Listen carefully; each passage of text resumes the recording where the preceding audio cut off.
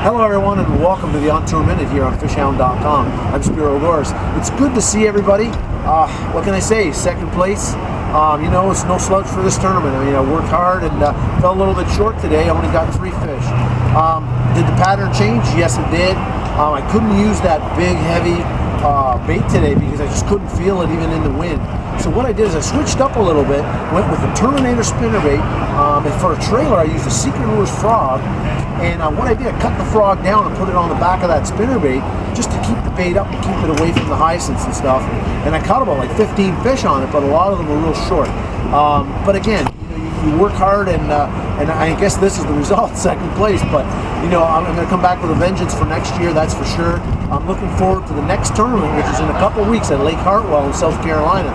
So, in a whole nutshell for this tournament, definitely the key bait, and I'm going to let the color and the bait out of the bag now, is a Trigger X 4-inch flapping bug.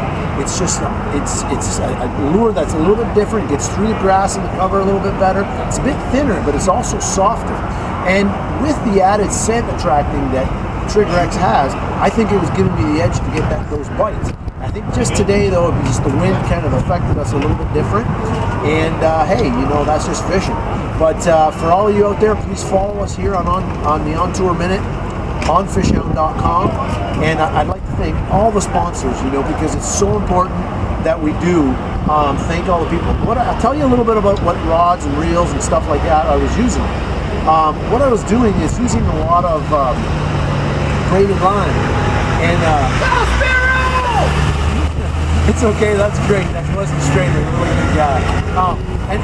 What I was doing is I was using a 65-pound test Suffix 832 braid on a Dobbins 795 Champion Extreme rod. That rod is incredible.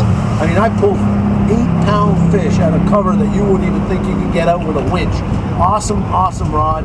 I used it backed up with a Abu Garcia reel, and I used Okuma reels as well. So a little bit of mixture. Sometimes I use a different reel for different applications. Today when I was casting my spinnerbait to get that length, I really wanted that Okuma reel because it's great for casting and getting way out there. And like I said, I mean, the biggest part of what we do here is casting and casting and casting.